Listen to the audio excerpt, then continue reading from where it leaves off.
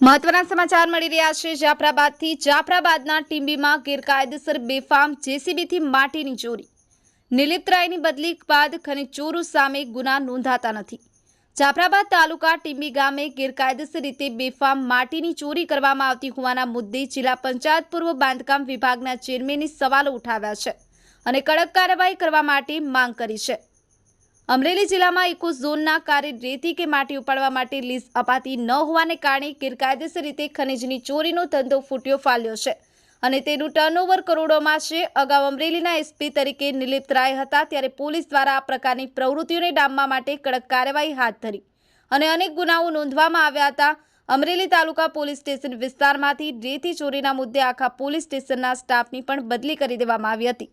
તેમની અમરેલીમાંથી બદલી થયા બાદ અચાનક જ પોલીસ દ્વારા રેતી ચોરી કરનાર ઇસમો સામે ગુનાઓ નોંધવાનું લગભગ બંધ જેવું હોય તેવું લાગે છે। ક્યારેક નામ માત્રના જ ગુનાઓ નોંધાય છે। આ વચ્ચે અમરેલી જિલ્લા પંચાયતના બાંધકામ સમિતિના પૂર્વ ચેરમેન ટેકુભાઈ વરુ દ્વારા વિડીયો જાહેર કરવામાં આવ્યા છે અને જાફરાબાદ તાલુકાના ટીંબી ગામમાં ગેરકાયદેસર રીતે જેસીબીની મદદથી રાત્રિના સમયે બેફામ રીતે માટીનું ખનન કરવામાં આવી રહ્યું છે તેવો આક્ષેપ કરવામાં આવ્યો છે અને આ પ્રવૃત્તિઓને રોકવા માટે કાર્યવાહી કરવા માંગણી કરવામાં આવી છે। નીતા સાખટ, દી મિરર ન્યૂઝ, અમરેલી। હાય, હું છું ક્રુઝિન સિંઘાનિયા। આપની આસપાસના સત્ય સમાચાર જાણવા માટે જોતા રહો દી મિરર ન્યૂઝ અને હા, લાઈક અને સબસ્ક્રાઇબ કરવાનું ભૂલતા નહીં। Thank you.